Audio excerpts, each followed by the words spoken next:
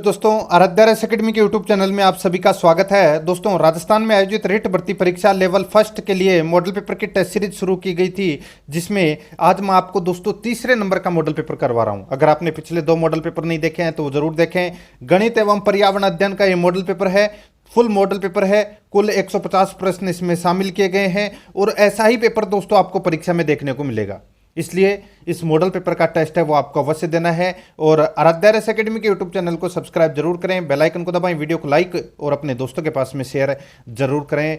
तो चलिए दोस्तों शुरू करते हैं। देखिए, 150 प्रश्नों का ये मॉडल पेपर है। पहला प्रश्न है, अधिगम के निम्न सिद्धांतों में से किसमें प्रतिक्रिया होने पर पुनर्बनन देने का सुझाव दिया गया है। यानी कि अधिगम के निम्न सिद्धांतों में से किसमें प्रतिक्रिया होने पर पुनर्बलन, जो पुनर्बलन का जो सिद्धांत दिया था, ठीक है, पुनर्बलन देने का सुझाव दिया गया, तो इसका राइट आंसर हो जाएगा वो है दोस्तों इसमें क्रिया प्रसूत सिद्धांत। डी नंबर का जो ऑप्शन है वो इसका राइट आंसर हो जाएगा। ठीक है, यानी कि पहले भोजन तथा फिर लाल टपकाना, तो इसका डी नंबर का जो ऑप्शन है वो इसका सही उत्तर हो जाएगा। नेक्स्ट, सेकंड नंबर प्रश्न है, इसमें देखो, शिक्षक द्वारा वर्ग में डांट पड़ने पर छात्र यदि घर आकर अपनी छोटी बहन पर गुस्से का इजहार करता है तो यह किसका उदाहरण है। यानी कि शिक्षक द्वारा वर्ग में डांट पड़ने पर छात्र यदि घर आकर अपनी छोटी बहन पर गुस्से का इजहार करता है तो यह किसका उदाहरण है। तो इसका राइट आंसर हो जाएगा दोस्तों वो है, ये उदाहरण विस्थापन का है। ए नंबर का जो ऑप्शन है वो इसका राइट आंसर हो जाएगा। आगे चलते हैं। देखो, बुद्धि परीक्षणों का दोष है, तो दोस्तों बुद्धि परीक्षणों का जो दोष है वो व्यापकता का अभाव, विश्वसनीयता, ठीक है, इन दोनों का दोष है। तो इसका राइट आंसर हो जाएगा वो है ए और बी दोनों। डी नंबर का ऑप्शन इसका सही उत्तर हो जाएगा। 4 नंबर का प्रश्न है, क्रिया प्रसूत अनुबंधन के सिद्धांत का शिक्षकों के लिए निम्नलिखित में से निहितार्थ है। क्रिया प्रसूत अनुबंधन के सिद्धांत का शिक्षकों के लिए निम्नलिखित में से निहितार्थ है, तो राइट आंसर हो जाएगा इसका वो है उचित व्यवहार का पुनर्बलन किया जाए, तो बी नंबर ऑप्शन इसका सही उत्तर हो जाएगा। नेक्स्ट, 5 नंबर प्रश्न है, निम्नांकित में से किस तरह के कूट संकेतीकरण से एसटीएम सबसे अधिक प्रभावित होता है। यानी कि निम्नलिखित में से किस तरह के कूट संकेतीकरण से एसटीएम सबसे अधिक प्रभावित होता है, तो इसका राइट आंसर हो जाएगा वो है दोस्तों इसमें ध्वनिक कूट संकेतीकरण। सी नंबर का ऑप्शन इसका राइट आंसर हो जाएगा। आगे चलते हैं दोस्तों, 6 नंबर प्रश्न, इसमें देखो, सक्रिय अनुक्रिया अनुबंधन सिद्धांत के अंतर्गत अधिगम संबंध है।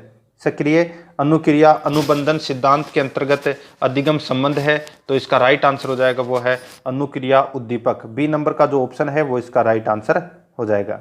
नेक्स्ट, 7 नंबर प्रश्न है, इसमें देखो, कुसमायोजित में 2 प्रकार के प्रत्युत्तर निहित रहते हैं। कुसमायोजित में 2 प्रकार के प्रत्युत्तर निहित रहते हैं, तो इसका सही उत्तर हो जाएगा वो है मानसिक एवं व्यवहारिक। मानसिक एवं व्यवहारिक, बी नंबर का ऑप्शन इसका सही उत्तर हो जाएगा। नेक्स्ट है, नीचे अधिगम के सिद्धांतों और उनके प्रतिपादकों के जोड़े दिए गए हैं, इंगित कीजिए कि किस जोड़े का मिलान सही नहीं है। ठीक है, यानी कि नीचे अधिगम के सिद्धांतों और उनके प्रतिपादकों के जोड़े दिए गए हैं, तो दोस्तों अपने को इंगित करना है कि किस जोड़े का मिलान सही नहीं है, तो इसका राइट आंसर हो जाएगा वो है अनुकूलन या अनुबंधन अनुक्रिया वुल्फ एवं रीड। ए नंबर का ऑप्शन इसका सही उत्तर हो जाएगा। नेक्स्ट, 9 नंबर प्रश्न है, इसमें देखो, बिग व हेट की विशेषताओं को सर्वोत्तम रूप से व्यक्त करने वाला एक शब्द है। परिवर्तन शारीरिक, सामाजिक और मनोवैज्ञानिक होता है, तो इसका राइट आंसर हो जाएगा वो है दोस्तों किशोरावस्था। यानी कि बिग व हेट किशोरावस्था की विशेषताओं को सर्वोत्तम रूप से व्यक्त करने वाला एक शब्द है। परिवर्तन शारीरिक, सामाजिक और मनोवैज्ञानिक होता है, तो सी नंबर का ऑप्शन इसका राइट आंसर हो जाएगा। आगे चलते हैं, 10 नंबर प्रश्न, इसमें देखो, आलपोर्ट के अनुसार व्यक्ति को आलपोर्ट के अनुसार व्यक्ति को उत्तम ढंग से परिभाषित करने वाला सबसे प्रमुख शील गुण कौन सा होता है? आलपोर्ट के अनुसार व्यक्ति को उत्तम ढंग से परिभाषित करने वाला सबसे प्रमुख शील गुण कौन सा होता है? तो इसका राइट आंसर हो जाएगा वो है सामान्य शील गुण। तो ए नंबर का ऑप्शन इसका सही उत्तर। नेक्स्ट है, काम भावना की तीव्रता देखी जा सकती है। तो काम भावना की जो तीव्रता है वो किशोरावस्था में देखी जा सकती है। बी नंबर का ऑप्शन इसका सही उत्तर हो जाएगा। नेक्स्ट है 12 नंबर का प्रश्न है, इसमें देखो दिवा स्वप्न क्या है? तो दिवा स्वप्न क्या है? तो दोस्तों निरर्थक कल्पनाएं करना, ये इसका राइट आंसर हो जाएगा, ये दिवा स्वप्न है। नेक्स्ट है, क्रोध संवेग की तीव्रता किस अवस्था में अधिक होती है? क्रोध संवेग की तीव्रता किस अवस्था में अधिक होती है? तो इसका राइट आंसर हो जाएगा वो है दोस्तों उत्तर किशोरावस्था में। ठीक है, तो सी नंबर का ऑप्शन इसका सही उत्तर हो जाएगा। नेक्स्ट है 14 नंबर का प्रश्न है, किशोरावस्था की विशेषताओं को सर्वोत्तम रूप में व्यक्त करने वाला एक शब्द है। किशोरावस्था की विशेषताओं को सर्वोत्तम रूप से व्यक्त करने वाला एक शब्द है, तो वो कौन सा है? तो वो है दोस्तों इसमें परिवर्तन। ठीक है, डी नंबर का जो ऑप्शन है वो इसका सही उत्तर हो जाएगा। आगे देखिए, एक व्यक्ति जिसका IQ 60 है, यानी कि एक व्यक्ति जिसकी बुद्धि लब्धि 60 है, उसे किस श्रेणी में रखेंगे? तो दोस्तों उसे अल्प बुद्धि श्रेणी में रखेंगे। डी नंबर का ऑप्शन इसका सही उत्तर हो जाएगा। नेक्स्ट है 16 नंबर का प्रश्न है, बाल अध्ययन की एक विधि समस्याओं से संबंधित है और वह है। ठीक है, बाल अध्ययन की एक विधि समस्याओं से संबंधित है और वह है, तो वह कौन सी? तो वह है निरीक्षण विधि।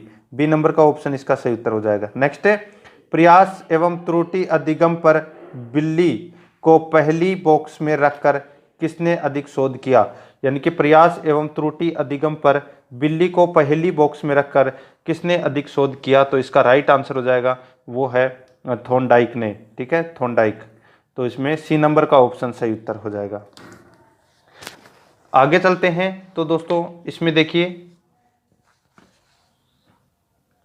18 नंबर प्रश्न है, बुद्धि के एकल कारण या एक तत्व सिद्धांत के प्रतिपादक थे, तो कौन थे वो? तो वो थे दोस्तों इसमें अल्फ्रेड बिने। ठीक है, सी नंबर का ऑप्शन सही उत्तर। 19 नंबर प्रश्न है, शिक्षा का अधिकार अधिनियम के तहत अध्यापकों के लिए प्रति सप्ताह कार्य घंटों की न्यूनतम संख्या कितनी निर्धारित की गई है? तो आप सभी को पता है कि 45 घंटे है वो निर्धारित किए गए हैं। सी नंबर का ऑप्शन सही उत्तर। नेक्स्ट है, शिक्षण व्यू का संबंध कार्यों के उस रूप में बताया है जो कुछ उपलब्धियों को प्राप्त करने एवं कुछ अन्य से रक्षा करने के लिए उत्पन्न किए जाते हैं। कथन किसका है? शिक्षण व्यू का संबंध कार्यों के उस रूप को बताया है जो कुछ उपलब्धियों को प्राप्त करने एवं कुछ अन्य से रक्षा करने के लिए उत्पन्न किए जाते हैं। ये कथन किसका है? तो ये कथन है ये दोस्तों B.O. स्मिथ का है। ए नंबर का ऑप्शन सही उत्तर हो जाएगा। नेक्स्ट 21 नंबर प्रश्न है, बुद्धि के द्विकारक तत्व सिद्धांत के प्रतिपादक थे। बुद्धि के द्विकारक तत्व के सिद्धांत के प्रतिपादक थे, तो वो कौन थे? वो थे दोस्तों स्पीयरमैन। ए नंबर का ऑप्शन राइट आंसर। आगे चलते हैं 22 नंबर प्रश्न है, वृद्धि और विकास है। तो दोस्तों वृद्धि और विकास है वो क्या है? तो ये एक दूसरे के पूरक हैं। सी नंबर का ऑप्शन इसका राइट आंसर हो जाएगा, एक दूसरे के पूरक। नेक्स्ट है, बुद्धि के समूह कारक का प्रतिपादन किसने किया? बुद्धि के समूह कारक का प्रतिपादन किसने किया? तो इसका सही उत्तर हो जाएगा वह दोस्तों थर्स्टन ने। थर्स्टन ने किया था बुद्धि के समूह कारक का प्रतिपादन। बी नंबर का ऑप्शन इसका राइट आंसर हो जाएगा। नेक्स्ट है 24 नंबर प्रश्न है, निम्नलिखित में से किसे मनोविज्ञान के विषय वस्तु में शामिल किया जा सकता है? तो दोस्तों किसे मनोविज्ञान के विषय वस्तु में शामिल किया जा सकता है? तो इसका राइट आंसर हो जाएगा वो है प्राणी के व्यवहार एवं संज्ञानात्मक प्रक्रियाओं का अध्ययन करना। तो सी नंबर का ऑप्शन इसका सही उत्तर हो जाएगा। 25 नंबर प्रश्न है, निम्नलिखित में से किशोरावस्था की मुख्य समस्याएं हैं। तो दोस्तों किशोरावस्था की मुख्य समस्याएं हैं वो क्या है? तो इसका सही उत्तर हो जाएगा वो है देखो शारीरिक विकास की समस्याएं, समायोजन की समस्याएं, काम और संवेगात्मक समस्याएं। तो इसका राइट आंसर हो जाएगा वो है उपरोक्त सभी। डी नंबर का ऑप्शन सही उत्तर। नेक्स्ट है 26 नंबर प्रश्न है, बुद्धि के प्रतिदर्शी बुद्धि के प्रतिदर्शी सिद्धांत के प्रतिपादक कौन है? तो इसका राइट आंसर हो जाएगा वो है दोस्तों इसमें कौन सा? तो थॉमसन। डी नंबर का ऑप्शन सही उत्तर हो जाएगा। 27 नंबर प्रश्न है, प्राथमिक विद्यालयी बालकों में गत्यात्मक कौशल विकसित करने में निम्नलिखित सहायक नहीं होता है। प्राथमिक विद्यालयी बालकों में गत्यात्मक कौशल विकसित करने में निम्नलिखित सहायक नहीं होता। तो इसका राइट आंसर हो जाएगा वो है दोस्तों अवांछित विश्राम। बी नंबर का ऑप्शन सही उत्तर। नेक्स्ट है, बालकों के विकास की किस अवस्था को सबसे कठिन काल के रूप में माना जाता है? बालकों के विकास की किस अवस्था को सबसे कठिन काल के रूप में माना जाता है? तो इसका राइट आंसर हो जाएगा वो है किशोरावस्था के। सी नंबर का ऑप्शन इसका सही उत्तर हो जाएगा। नेक्स्ट है 29 नंबर प्रश्न है, चरित्र को निश्चित करने वाला महत्वपूर्ण कारक है। चरित्र को निश्चित करने वाला महत्वपूर्ण कारक है वो कौन सा है? तो वो है दोस्तों इसमें मनोरंजन संबंधी कारक। तो इसमें डी नंबर का ऑप्शन सही उत्तर। नेक्स्ट है, संगठित व्यक्तित्व की विशेषताएं नहीं है। संगठित व्यक्तित्व की विशेषताएं नहीं है तो इसका राइट आंसर हो जाएगा वो है दोस्तों सामाजिकता। असामाजिकता है वो दोस्तों संगठित व्यक्तित्व की विशेषता नहीं है। आगे चलते हैं तो दोस्तों ये देखो, अब हम भाषा फर्स्ट हिंदी पढ़ेंगे, ठीक है। हिंदी के 30 क्वेश्चन अब अपन हल करेंगे। तो यहाँ पे देखो गद्यांश को पढ़ के अपने को प्रश्न का उत्तर देना है। प्रश्न संख्या 1 से 9 तक उत्तर देना है, ठीक है। तो देखो मैं आपको यहाँ पे ये जो गद्यांश है ये पढ़ के बता रहा हूँ, ठीक है, आपको ध्यान में रखना है। देखो, मैं जिस घर में रहती थी वहां मेरी आदत बहुत सवेरे उठने की थी। एक दिन उतने सवेरे एक छोटा बच्चा जो शायद 1.5 साल से कम का होगा मेरे कमरे में आया। मैंने सोचा कि वह शायद भूखा होगा और उसने पूछा कि वह कुछ खाना चाहता है। तो उसने उत्तर दिया, मैंने पूछा कि वह कुछ खाना चाहता है, उसने उत्तर दिया कीड़े। मैंने आश्चर्य से कहा कीड़े? जब उसने देखा कि मेरी समझ में उसकी बात नहीं आ रही है तो मेरी सहायता के लिए उसने एक शब्द और जोड़ा, अंडा। मैंने अपने मन में सोचा कि वह उतने सवेरे कुछ पीना चाहता है क्या, यानी कि सुबह उठते कुछ पीना चाहता है क्या। यह आखिरी कहना क्या चाह रहा है, यानी कि वह आखिर कहना क्या चाह रहा है, ठीक है। उसने फिर कहा, नीना कीड़े, अब मुझे पूरी बात समझ में आ गई। एक दिन पहले उसकी बहन नीना कागज पर अंडे की शक्ल बनाकर उसमें रंग भर रही थी। इस बच्चे की इच्छा थी कि वह भी रंग भरे, पर नीना ने उसे गुस्से में आकर भगा दिया। उसने नीना का विरोध नहीं किया और बड़े धैर्य और लगन के साथ मौके का इंतजार करता रहा। मैंने उसे क्रेयॉन का रंग दे दिया और उसका चेहरा खुशी से दमक उठा। उससे अंडे के आकार की रेखा नहीं खींची गई तो मैंने उसे एक चित्र बना दिया।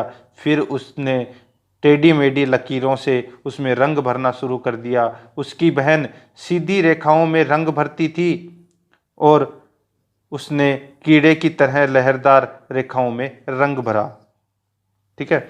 तो ये था दोस्तों एक गद्यांश। अब अपने को 1 से 9 प्रश्न तक इनका उत्तर देना है। देखो हिंदी जो भाषा फर्स्ट है इसके 30 क्वेश्चन आएंगे। अब देखो, बच्चे ने कीड़े के बाद अंडा, नीना अंडे कीड़े शब्दों का प्रयोग किया क्यों किया? क्योंकि दोस्तों वह जान गया था लेखिका उसकी बात समझ नहीं पाई है। तो इसका राइट आंसर बी नंबर का ऑप्शन। नेक्स्ट है, गद्यांश से पता चलता है कि 1.5 साल के बच्चे तस्वीर चाहते हैं, ठीक है, तस्वीर चाहते हैं। बी नंबर का ऑप्शन इसका राइट आंसर हो जाएगा। नेक्स्ट है, टेढ़ी मेढ़ी लकीरों को कीड़े कहना इस और संकेत करता है कि बच्चा, ठीक है, टेढ़ी मेढ़ी लकीरों को कीड़े कहना इस ओर संकेत करता है कि बच्चा 2 अलग चीजों में आकृति के आधार पर समानता खोज लेता है। बी नंबर का ऑप्शन इसका सही उत्तर हो जाएगा। नेक्स्ट है 4 नंबर का प्रश्न है, 1.5 साल का बच्चा अंडा नहीं बना पाया, 1.5 साल का बच्चा अंडा नहीं बना पाया, यह किस ओर संकेत करता है? तो यह दोस्तों उसका अभी अपने हस्त संचालन की गति और दिशा पर नियंत्रण नहीं हो पाया है। तो इसका राइट आंसर हो जाएगा ए नंबर का ऑप्शन। आगे देखो, रेखाओं को बच्चे ने कीड़े कहा। बच्चा व्रत को क्या कह सकता है? ठीक है, रेखाओं को बच्चे ने कीड़े कहा, बच्चा व्रत को क्या कह सकता है? तो इसका राइट आंसर हो जाएगा वो है दोस्तों इसमें चूड़ी। ठीक है, तो सी नंबर का ऑप्शन इसका राइट आंसर, क्योंकि चूड़ी गोल होती है। ठीक है, नेक्स्ट, उतने सवेरे पद में उतने शब्द किस ओर संकेत करता है? यानी कि उतने सवेरे, इस पद के अंदर उतने है, वो जो शब्द है उतने, ये किस ओर संकेत करता है? तो इसका राइट आंसर हो जाएगा वो है दोस्तों सवेरे की ओर। बी नंबर का ऑप्शन सही उत्तर हो जाएगा। 7 नंबर प्रश्न है, गद्यांश में मिश्रित वाक्य का उदाहरण है। तो दोस्तों गद्यांश में मिश्रित वाक्य का उदाहरण है वो कौन सा है? तो इसका राइट आंसर हो जाएगा वो है दोस्तों, उसने नीना का विरोध नहीं किया और बड़े धैर्य और लगन के साथ मौके का इंतजार करता रहा। ये दोस्तों मिश्रित वाक्य का उदाहरण है। बी नंबर का ऑप्शन सही उत्तर। नेक्स्ट है, उसका चेहरा खुशी से दमक उठा। वाक्य में रेखांकित अंश के स्थान पर कौन सा मुहावरा आएगा? तो कौन सा मुहावरा आएगा? तो दोस्तों मुहावरा है खिल उठा। बी नंबर का ऑप्शन सही उत्तर। आगे देखिए 9 नंबर प्रश्न, इतने सवेरे कुछ पीना चाहता है क्या? इतने सवेरे कुछ पीना चाहता है कि वाक्य में कुछ शब्द है। तो यहाँ पे जो अंडरलाइन की गई है ये कुछ क्या है? तो दोस्तों कुछ है वो अनिश्चयवाचक सर्वनाम है। क्या है? अनिश्चयवाचक सर्वनाम। डी नंबर का ऑप्शन सही उत्तर। नेक्स्ट है 10 नंबर का प्रश्न है, निम्न में से दंतोष्ठ वर्ण है। निम्न में से दंतोष्ठ वर्ण है। तो ये दोस्तों सी यानी कि लय है। दंतोष्ठ वर्ण कौन सा है? लय। सी नंबर का ऑप्शन सही उत्तर। नेक्स्ट है, मुखाकृति के आधार पर ए वर्ण है। मुखाकृति के आधार पर ए वर्ण है तो वो कौन सा है? तो वो है दोस्तों अर्ध समर्थ। अर्ध समर्थ। बी नंबर का ऑप्शन इसका राइट आंसर हो जाएगा। नेक्स्ट है, देखो निम्न में से अग्रस्वर कौन सा है? तो निम्न में से अग्रस्वर है वो कौन सा है? तो वो है दोस्तों ई। ई है वो अग्रस्वर है। बी नंबर का ऑप्शन राइट आंसर। आगे देखो 13 नंबर का प्रश्न है, निम्न में से किस विकल्प में सही लिंग परिवर्तन हुआ है? तो किस विकल्प में सही लिंग परिवर्तन हुआ है? तो इसका राइट आंसर हो जाएगा वो है देव देवी। देव देवी। तो इसमें पुल्लिंग और स्त्रीलिंग दोनों का प्रयोग हुआ है इसमें। तो इसका राइट आंसर सी नंबर का ऑप्शन। आगे देखो 14 नंबर का प्रश्न है, इसमें देखो किस विकल्प में एक वचन शब्द को बहुवचन में प्रयुक्त किया गया है? तो किस विकल्प में एक वचन शब्द को बहुवचन में प्रयुक्त किया गया है? तो इसका राइट आंसर हो जाएगा वो है दोस्तों, देखो श्री कृष्ण वृंदावन में रास रचाया करते थे। सभा में श्री मोरारजी देसाई भाषण दे रहे थे। लाल बहादुर शास्त्री महान राजनीतिज्ञ थे। तो दोस्तों इसका राइट आंसर हो जाएगा वह उक्त सभी में। उक्त सभी में बहुवचन का प्रयोग किया गया है एक वचन शब्द को। नेक्स्ट है, हिंदी में शब्दों का लिंग निर्धारण किन के आधार पर होता है? तो वो होता है दोस्तों संज्ञा के आधार पर। नेक्स्ट है, क्या तुम संस्कृत बोल सकते हो? वाक्य में प्रयुक्त क्रिया का रूप है। क्या तुम संस्कृत बोल सकते हो? वाक्य में प्रयुक्त क्रिया का रूप है तो वो कौन सा है? तो वो है दोस्तों इसमें संयुक्त। सी नंबर का ऑप्शन इसका राइट आंसर हो जाएगा। नेक्स्ट है, बच्चे सो गए हैं वाक्य में कौन सी क्रिया है? तो बच्चे सो गए हैं वाक्य में कौन सी क्रिया है? तो भूतकालिक क्रिया है। बी नंबर का ऑप्शन इसका राइट आंसर हो जाएगा। नेक्स्ट है, बंदर पेड़ पर बैठा हुआ था। बंदर पेड़ पर बैठा हुआ था वाक्य में प्रयुक्त क्रिया का रूप है। तो वाक्य में प्रयुक्त क्रिया का रूप है वो कौन सा है? तो वो है दोस्तों अपूर्ण भूतकालिक क्रिया का रूप है। डी नंबर का ऑप्शन इसका सही उत्तर। नेक्स्ट है, किस विकल्प में सही संधि का कार्य नहीं हुआ है? किस विकल्प में सही संधि का कार्य नहीं हुआ है? तो इसका राइट आंसर हो जाएगा वो है निर प्लस रस यानी कि निर्रस। तो इसमें डी नंबर का ऑप्शन इसका सही उत्तर हो जाएगा। नेक्स्ट है, 20 नंबर का प्रश्न है, सरोज शब्द में संधि है, तो सरोज शब्द में संधि है वो कौन सी है, तो विसर्ग संधि है, इसमें सी नंबर का ऑप्शन सही उत्तर हो जाएगा। ठीक है, तो आपको बताने की जरूरत है नहीं कि सरोज में संधि है वो कैसे होगी। ठीक है, विसर्ग संधि का इसमें प्रयोग हुआ है, और अगर आप चाहते हैं तो चलो मैं इसमें बता देता हूँ। तो इसका संधि विच्छेद होगा, सर के साथ में विसर्ग, फिर क्या आ जाएगा, जय। ठीक है, ये आएगा इसका, तो इसमें सी नंबर का ऑप्शन सही उत्तर है। 21 नंबर प्रश्न है, इसमें देखो सट प्लस ऋतु का शुद्ध संधियुक्त शब्द है, तो वो कौन सा है, तो दोस्तों वो है दोस्तों इसमें कौन से, तो इसका बिल्कुल सही उत्तर हो जाएगा, वो है बी नंबर का ऑप्शन। ठीक है, आगे चलते हैं। तो देखो किस विकल्प में विदेशी उपसर्ग प्रयुक्त हुआ है, तो विदेशी उपसर्ग है वो दोस्तों नालायक में प्रयुक्त हुआ है। यहाँ पे जो ना है, ठीक है, ये एक विदेशी उपसर्ग है। नेक्स्ट है, देखो किस विकल्प में सम उपसर्ग नहीं है, तो कौन से विकल्प में सम उपसर्ग नहीं है, तो यहाँ पे सम्मान के अंदर दोस्तों जो सम उपसर्ग है वो नहीं है। ठीक है, तो यहाँ पे देखो इसमें ये वाला उपसर्ग प्रयोग हुआ है किसमें, तो सम्मान के अंदर। ठीक है, लेकिन जो अकेला सम है जिसके अंदर मैं पूरा है, उसके अंदर दोस्तों ये पूरा नहीं हुआ है, तो इसमें ए नंबर का ऑप्शन राइट आंसर हो जाएगा। आगे देखते हैं। तो दोस्तों इसमें देखो 24 नंबर प्रश्न, जो प्रत्यय शब्द की लघु स्थिति को प्रकट करते हैं कहलाते हैं, तो वो क्या कहलाते हैं, तो इसका क्या राइट आंसर हो जाएगा, तो आप सभी को पता है दोस्तों, इसका राइट आंसर हो जाएगा उन्नतावाचक, सी नंबर का ऑप्शन सही उत्तर। आगे देखिए दोस्तों, अब यहाँ पे कुछ पंक्तियाँ दी गई है जिसका अपने को उत्तर देना है, और वो पद्यांश में है।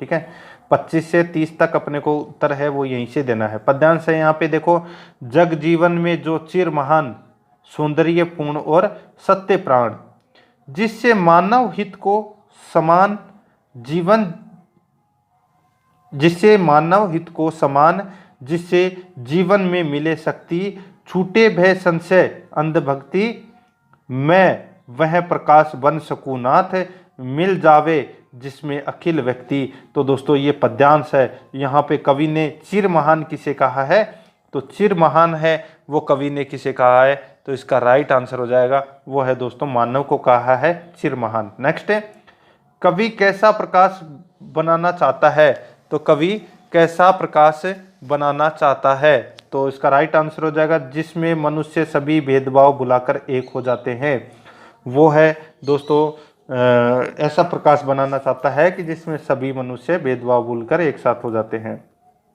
नेक्स्ट है, कवि ने अखिल व्यक्ति का प्रयोग क्यों किया है, तो कवि ने अखिल व्यक्ति का प्रयोग क्यों किया है, तो इसका राइट आंसर हो जाएगा वो है कवि समस्त विश्व के व्यक्तियों की बात करना चाहता है। बी नंबर का जो ऑप्शन है वो इसका राइट आंसर हो जाएगा। नेक्स्ट है 28 नंबर प्रश्न है, कविता के किस अंश में तर्कहीन आस्था का उल्लेख हुआ है, यानी कि कविता के किस अंश में तर्कहीन आस्था का उल्लेख हुआ है, तो इसका राइट आंसर हो जाएगा वो है छूटे भय संशय अंधभक्ति। ठीक है का, तो इसमें बी नंबर का ऑप्शन सही उत्तर हो जाएगा। नेक्स्ट है, कवि ने कविता की पंक्तियों के अंत में विस्मयादि बोधक चिन्ह का प्रयोग क्यों किया है, क्यों प्रयोग किया है, क्योंकि कवि अपनी इच्छा प्रकट कर रहा है, तभी इन्होंने विस्मयादि बोधक चिन्ह का प्रयोग किया है।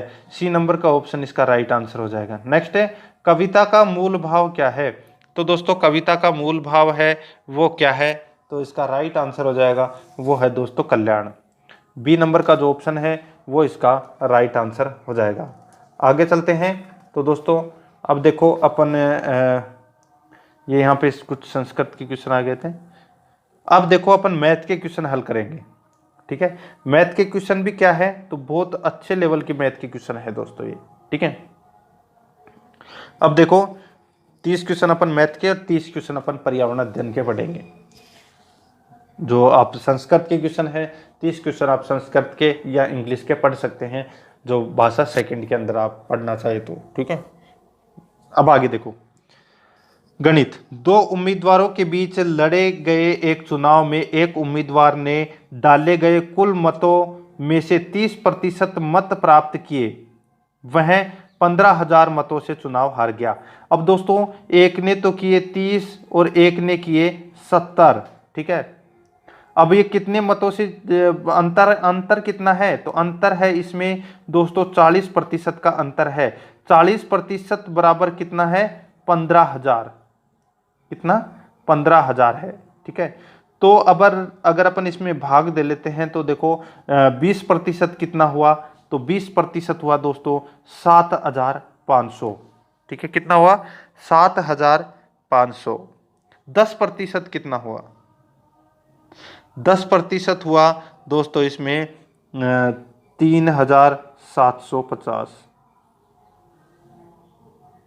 ठीक है, 3,750।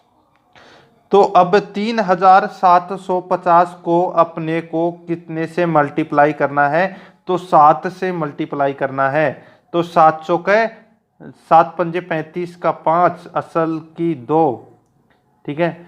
7 7 49, 49 और 2 1, ठीक है। देखो इसमें मैं आपको दूसरा तरीका इसमें बता देता हूं। तो टोटल जो मत प्राप्त किए हैं, तो कुल मतों में से 30% मत प्राप्त किए तो 70, और यहाँ पे मैंने 30 लिख दिए। तो यहाँ पे 40% आ गया, दोनों के बीच में अंतर। जीतने वाले उम्मीदवार ने कितने मत प्राप्त किए हैं, तो अपने को जीतने वाले उम्मीदवार यानी कि 70% मत बताने हैं कितने हैं। अगर 40% मत अगर 15,000 है, ठीक है, 80% मत कितना होगा, तो ये होगा दोस्तों इसमें 30,000, ठीक है, 30,000। अब अपने को इसमें से 10% है वो घटाना है, ठीक है। यदि 80% 30,000 है, यदि 80% है वो कितना है, 30,000, ठीक है। तो आप इसको डायरेक्टली ऐसे भी सोल्व कर सकते हैं कि 40% बराबर 15,000। अगर अपन इसमें भाग देंगे तो 375 आ जाएंगे दोस्तों। 375 1%, यानी कि टोटल मत हो जाएंगे 37,500। और 375 को अगर अपन 70 से मल्टीप्लाई करेंगे तो 26,250 इसका राइट आंसर आ जाएगा, सी नंबर का ऑप्शन। आगे देखिए, देखो रेडियो के मूल्य में 30% कमी करने पर उनकी बिक्री में 20% की वृद्धि होती है। इस प्रकार दुकानदार द्वारा प्राप्त आय पर क्या प्रभाव पड़ता है, तो दोस्तों सीधा सा है। यहाँ पे देखिए -30 + 20 -30 × 20/100, ठीक है, ये आ गया दोस्तों। अब आप इसको ऐसे सोल्व कर सकते हैं, ठीक है। तो अगर आप इसको सोल्व करेंगे तो देखिए सीधा सा सिंपल है, 0 से 0, 0 से 0, ठीक है। अब यहाँ पे इसको सोल्व करोगे तो आपका सीधा सा राइट आंसर निकल के आ जाएगा, 16% की कमी हो जाएगी इसमें, ठीक है। तो डी नंबर का ऑप्शन सही उत्तर। आगे देखिए, किसी वर्ग में प्रत्येक भुजा में 30% की वृद्धि करने पर उसके क्षेत्रफल में कितनी वृद्धि होगी, तो सेम टू सेम जो यही सूत्र है वो लगाना पड़ेगा आपको। 30 + 30 + 30 × 30/100, 0 से 0, 0 से 0, 30 और 30 60, 60 और 9 69। तो इसमें 69% की वृद्धि होगी। 4 नंबर प्रश्न है, यदि tan A बराबर 1/2 तथा tan B बराबर 1/3 हो तो A + B कितना है, तो A + B है वो कितना हो जाएगा, तो इसका राइट आंसर हो जाएगा वो है π/4, ठीक है। नेक्स्ट 5 नंबर प्रश्न है, इसमें देखो दिलीप ने एक रेडियो उसके मूल्य के 3/4 में खरीदा, यानी कि यहाँ पे दोस्तों अगर 3 क्रय मूल्य है तो 4 विक्रय मूल्य है, तथा उसको उसके से मूल्य 20% में अधिक बेचा, यानी कि 20% से अधिक में बेचा। इस प्रकार उसे कितना प्रतिशत का लाभ हुआ, तो दोस्तों यहाँ पे आप देख सकते हैं, माना कि जो क्रय मूल्य है वो 100 रुपये है, ठीक है। और दिलीप का क्रय मूल्य कितना हो जाएगा, तो 100 इंटू 3/4 यानी कि 75 रुपये इसमें क्या हो जाएगा, क्रय मूल्य हो जाएगा। ठीक है। अब देखो दोस्तों यहाँ पे विक्रय मूल्य कितना है, तो विक्रय मूल्य अब माना कि अपने 100 रुपये माना था, तो इसमें 20% से अधिक में बेचा यानी कि 120 रुपये विक्रय मूल्य हो जाएगा। अब दोनों में से माइनस करेंगे, 120 में से 75 गए तब कितने बच गए, 45। तो 45/75 इंटू 100 करेंगे तो 60% आ जाएगा। तो इसमें सी नंबर का ऑप्शन राइट आंसर। नेक्स्ट है, 5 वर्ष पूर्व राम श्याम मोहन तथा सोहन की आयु का औसत 45 वर्ष था। अब अपन को क्या करना है कि 45 इंटू 5 करना है, तो 45 इंटू 5, ठीक है, 45 इंटू 5। अब देखो प्रकाश को शामिल करने पर उनकी वर्तमान आयु का औसत 49 वर्ष है, यानी कि प्रकाश को और शामिल कर लिया तो 49 इंटू 6 यानी कि प्रकाश को और शामिल करने पर उनकी वर्तमान आयु का औसत 49 है। तो प्रकाश की वर्तमान आयु क्या है। तो दोस्तों यहाँ पे आप देख सकते हैं कि देखो 45 इंटू 5 करेंगे तो कितना आ जाएगा, तो 55 25 2 5 चौका 20 और 2 22 225 आ गया दोस्तों। अब 49 को अगर अपन 6 से मल्टीप्लाई करेंगे तो कितना आ जाएगा, तो देखो 54, 6 नाम है 54, तो यहाँ पे 4 आ जाएगा, असल में 5 आ जाएगा। ठीक है, तो 6 चौके 24 और 5 29। ठीक है, अब दोस्तों इसको घटा दो, इसको घटाओगे आप, यानी कि 294 में से 225 गए तो दोस्तों कितने बच गए। ठीक है, तो देखो यहाँ पे 14 में से 5 गए। ठीक है, इस प्रश्न का राइट आंसर मैं आपको बताता हूं। ठीक है, तो प्रकाश की वर्तमान आयु पूछा है, तो इन दोनों में से माइनस करेंगे, 294 में से 225 गए तो दोस्तों कितने बच गए, तो ये बच गए,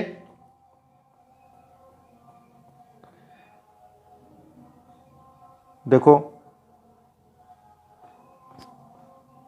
64 बच गए ये। ठीक है, तो आप निकाल के देख लेना, इन दोनों में से जो माइनस होगा वही इसका राइट आंसर हो जाएगा। अगर ऑप्शन में नहीं है तो वो भी देख लेना, सही होगा वो भी। नेक्स्ट है, किसी परीक्षा में 120 परीक्षार्थी सम्मिलित हुए जिनका औसत प्राप्तांक 35 था। यदि उत्तीर्ण होने वाले परीक्षार्थियों का औसत प्राप्तांक 39 तथा उत्तीर्ण होने वाले परीक्षार्थियों का औसत प्राप्तांक 15 हो तो उत्तीर्ण परीक्षार्थियों की संख्या थी, तो वो कितनी थी। तो दोस्तों आप देख सकते हैं उत्तीर्ण कितने हैं, 29। ठीक है, और अनुत्तीर्ण है दोस्तों इसमें 15। ठीक है, ये देखो यहाँ पे दिख रहे हैं। अब दोस्तों जो टोटल यहाँ पे औसत प्राप्तांक कितना था, तो ये था 35 का। ठीक है, अब देखो 35 में से 15 गए तो कितने बच गए, 20, और 35 में से 39 बच गए तो कितना बच गए, 4। अनुपात कितना हुआ, तो दोस्तों 4 से काट दिया तो ये 5 बार कट गया और ये 1 बार कट गया, तो 5:1 आ जाएगा इसमें। ठीक है, तो उत्तीर्ण छात्र है वो 20 इंटू 5 100 छात्र होंगे। ठीक है, तो इसमें इसका राइट आंसर सी नंबर का ऑप्शन सही उत्तर है। आगे देखिए 8 नंबर प्रश्न, संख्या p के 2 गुने से ज़्यादा 60 है। संख्या r संख्या q के 2 गुने से 10 ज़्यादा है। यदि संख्या p q तथा r का औसत 110 हो तो r का मान है। तो दोस्तों r का मान है वो क्या है, तो यहाँ पे देखो q बराबर 2 और p बराबर 60। ठीक है, तो r बराबर 2 q प्लस 10, तो पी क्यू आर बटे 3, तो पी क्यू आर बटे 3 करेंगे अपन तो सीधा सा है अपने पास इसका राइट आंसर आ जाएगा कितना, 210। ठीक है, तो बी नंबर ऑप्शन सही उत्तर। आगे देखो 8 व्यक्तियों की एक टीम ने तीरंदाजी प्रतियोगिता में भाग लिया। सबसे अच्छे तीरंदाज ने 85 अंक प्राप्त किए। यदि इसने 92 अंक प्राप्त किए हो तो औसत प्राप्तांक 84 होता। पूरी टीम ने कुल कितने अंक प्राप्त किए, तो पूरी टीम ने कुल कितने अंक प्राप्त किए, तो इसका राइट आंसर हो जाएगा वो है दोस्तों, देखो यहाँ पे 85 अंक प्राप्त किए अच्छी तीरंदाज ने। 8 व्यक्तियों की टीम थी, ठीक है। तो 8 into sorry 84 into 8 minus 92 plus 85, ठीक है। तो यहाँ पे देखो औसत प्राप्तांक कितना था, 84, और 8 व्यक्ति थे तो 8 इंटू 84 हो गया, और यहाँ पे 92 प्लस 85 अंक प्राप्त किए हैं, तो इन दोनों को आपस में प्लस कर दो और फिर घटा दो, तो अपना 665 आंसर आ जाएगा, डी नंबर का ऑप्शन। आगे देखो दोस्तों, ए के वेतन का 30%, बी के वेतन के 3/5 भाग के 20% के बराबर है। यदि बी का वेतन 2400 रुपये हो तो ए का वेतन है, तो दोस्तों ए का वेतन है वो क्या होगा, तो ए इंटू 30/100 बराबर 2400 इंटू 3/5 इंटू 20/100, ठीक है। ये होगा दोस्तों इसका सॉल्यूशन। तो 960 रुपये इसका राइट आंसर आ जाएगा। आप इसको काट पीट के देख लेना। 11 नंबर का प्रश्न है, सतीश ने एक साइकिल बोलासत को 20% लाभ पर बेची तथा बोला ने उसे 25% लाभ पर सुरेश को बेच दिया। यदि सुरेश ने उसके लिए 1500 रुपये दिए तो सतीश ने उस साइकिल को कितने में खरीदा था। तो सीधा सा सिंपल सा क्वेश्चन है, 1000 रुपये में खरीदा था दोस्तों, ठीक है। तो डी नंबर का ऑप्शन सही उत्तर। आगे आप देख लेना इसको। नेक्स्ट है, देखो कुछ आम 1 रुपये के 8 की दर से खरीद कर 1 रुपये के 10 की दर से बेचे तो कितने प्रतिशत की हानि हुई। तो सीधा सा सिंपल है, 1 रुपये में 8 की दर से खरीदा और 1 रुपये में 10 की दर से बेचा, तो इसमें हानि है वो दोस्तों कितने प्रतिशत की हुई, तो दोस्तों 10% की हानि हुई। तो इसका ए नंबर का ऑप्शन राइट आंसर हो जाएगा। आगे देखो, एक आदमी ने 2 वस्तुएं कुल 1600 रुपये में खरीदी।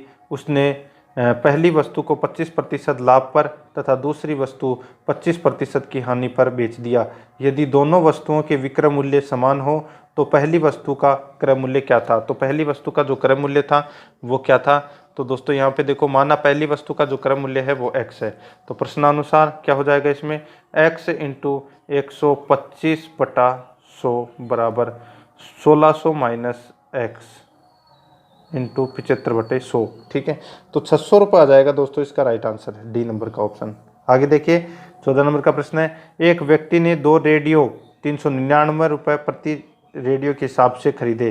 पहले रेडियो पर 5% का लाभ और दूसरे पर 5% की हानि हुई, तो कुल लाभ या हानि बताना है। तो दोस्तों यहाँ पे आप देख सकते हैं, तो कुल लाभ और कुल हानि, तो देखो 399 इंटू 2, तो 2 रेडियो थे तो कितने हो गए, 798 का, ठीक है। एक को 5% लाभ पे बेचा और एक को हानि पर बेचा, यानी कि टोटल जो 800 रुपये इसमें इसका क्रय मूल्य आया, ठीक है। विक्रय मूल्य है दोस्तों इसमें 798, तो हानि है वो 2 रुपये की हुई, तो इसमें सी नंबर का ऑप्शन सही उत्तर हो जाएगा। नेक्स्ट है, स्कूटर और मोपेड के मूल्य में 7 और 4 का अनुपात है। यदि एक स्कूटर का मूल्य एक मोपेड के मूल्य से 3600 रुपये अधिक हो तो मोपेड का मूल्य है, तो दोस्तों मोपेड का जो मूल्य है वो क्या है, तो वो है, देखो स्कूटर 7 अनुपात और मोपेड 4, तो इकाई दोनों में से माइनस करेंगे तो 3 इकाई बराबर कितने से हो गए, 3600, ठीक है। 1 इकाई बराबर 1200, तो 1200 इंटू 4 कितना हो गए, 4800, ठीक है। मोपेड का मूल्य 4800, ए नंबर का ऑप्शन सही उत्तर।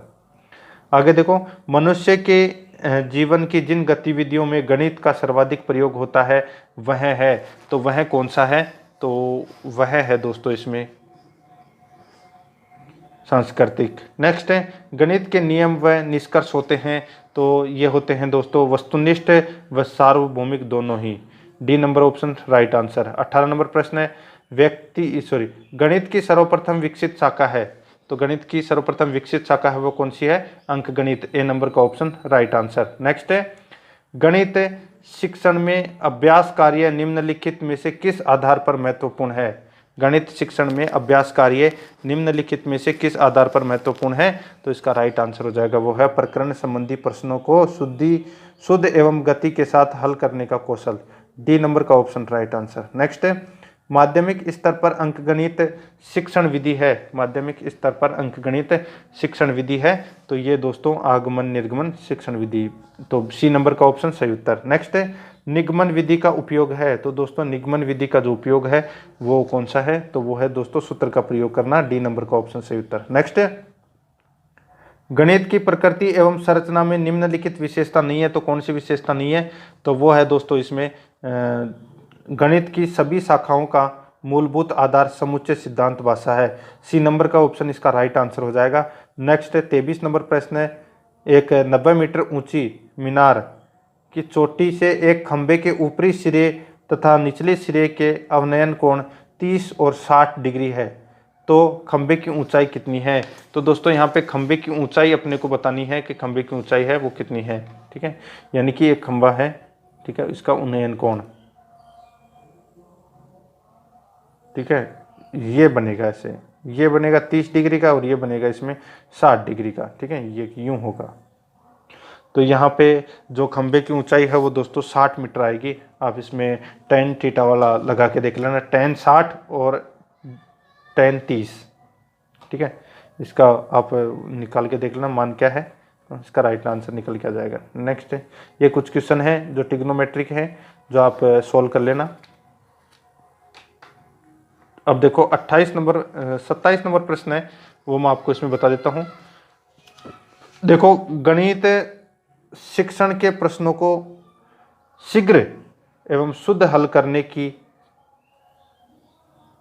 आदत डालने की श्रेष्ठ विधि है वो किस सिद्धांत को समझने में, यानी कि किस सिद्धांत को समझाने के बाद हल करना है या अभ्यास करना है। दोबारा देखो, गणित शिक्षण में प्रश्नों को शीघ्र एवं शुद्ध हल करने की आदत डालने की श्रेष्ठ विधि है कि सिद्धांतों को समझने के बाद,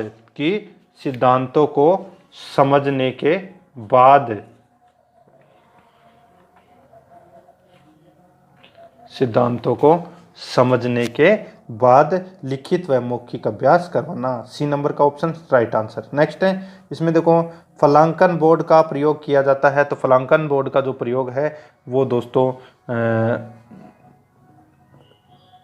देखो गणित के नियम या सिद्धांत का चित्रात्मक प्रदर्शन और गणित संबंधी चित्रों का प्रदर्शन करना। तो इसका राइट आंसर हो जाएगा डी नंबर का ऑप्शन। ठीक है, नेक्स्ट 29 नंबर प्रश्न है। इसमें देखो, एक पर्यवेक्षक जिसकी लंबाई 1.5 मीटर है एक मीनार से 22√3 मीटर ऊंचाई पर रखा गया है या दूरी पर रखा गया है। ठीक है, मीनार से शिखर को देखने पर 60 डिग्री का उन्नयन कोण बनता है, तो मीनार की ऊंचाई कितनी है? तो सेम टू सेम वही क्वेश्चन है जो मैंने अभी आपको बताया। इसका राइट आंसर हो जाएगा 67.5 मीटर। ठीक है, नेक्स्ट है, देखो यहाँ पे ये x tan 45 cos 60 बराबर sin 60 डिग्री कोट 60 डिग्री, तो x का मान क्या होगा? तो यहाँ पे जो x का मान है वो दोस्तों 1 होगा। काट के देख लेना। आगे देखो दोस्तों, अब मैं आपको पर्यावरण के जो 30 क्वेश्चन है वो करवाने जा रहा हूँ। ठीक है, और पर्यावरण के क्वेश्चन है वो अपन फटाफट करेंगे। देखो, निम्नलिखित नगरों में से मरुस्थल देश माली की राजधानी कौन सी है? तो मरुस्थल देश माली की राजधानी है वो कौन सी है? तो इसका राइट आंसर हो जाएगा वो है बमाको। ठीक है, बी नंबर ऑप्शन सही उत्तर। नेक्स्ट है, सबसे बड़ा देश क्षेत्रफल में कौन सा है? तो वो है दोस्तों, क्षेत्रफल की बात करें तो दोस्तों रूस है।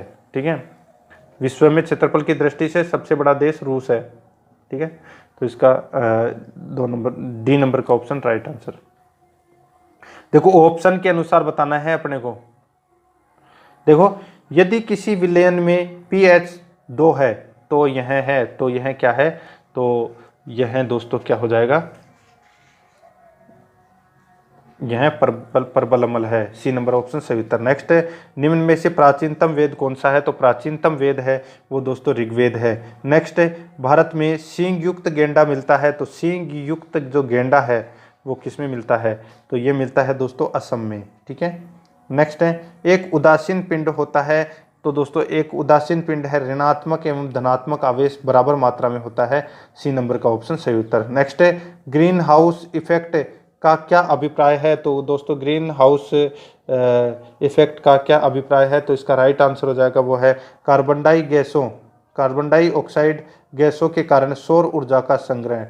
बी नंबर का ऑप्शन सही उत्तर हो जाएगा। नेक्स्ट है 8 नंबर प्रश्न है, निम्नलिखित में से कौन सी ग्रीन हाउस गैस नहीं है? तो ग्रीन हाउस गैस है वो कौन सी नहीं है? तो वो है हाइड्रोजन। ए नंबर का ऑप्शन सही उत्तर। 9 नंबर प्रश्न है, लोधी वंश की स्थापना किसने की? तो दोस्तों लोधी वंश की स्थापना बहलोद लोधी ने की है। ए नंबर ऑप्शन सही उत्तर। नेक्स्ट है, अंतर्राष्ट्रीय ओजोन दिवस मनाया जाता है। तो अंतर्राष्ट्रीय ओजोन दिवस है वो 16 सितंबर को मनाया जाता है। ए नंबर का ऑप्शन राइट आंसर। नेक्स्ट है 11 नंबर का प्रश्न है, दिन और रात कब बराबर होते हैं? तो दोस्तों दिन और रात जब सूर्य विषुवत रेखा के ऊपर होता है तब दिन और रात बराबर होते हैं। 12 नंबर का प्रश्न है, राजस्थान में प्रवाह कितने रूपों में पाया जाता है? तो राजस्थान में प्रवाह है वो 3 रूपों में पाया जाता है। नेक्स्ट क्वेश्चन है, निम्नांकित में से कौन सी नदी अरब सागर की तरफ बहती है? तो अरब सागर की तरफ दोस्तों साबरमती नदी बहती है। बी नंबर का ऑप्शन सही उत्तर हो जाएगा।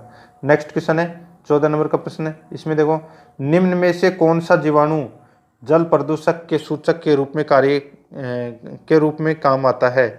तो इसका सही उत्तर हो जाएगा वो है दोस्तों कालीफार्म।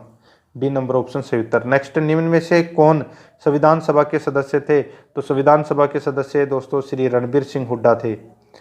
ठीक है, नेक्स्ट है, एक गेंद किसी वेग से ऊपर की ओर उछाली जाती है, यह 50 मीटर ऊंचाई तक जाकर फेंकने वाले के पास लौट आती है, तो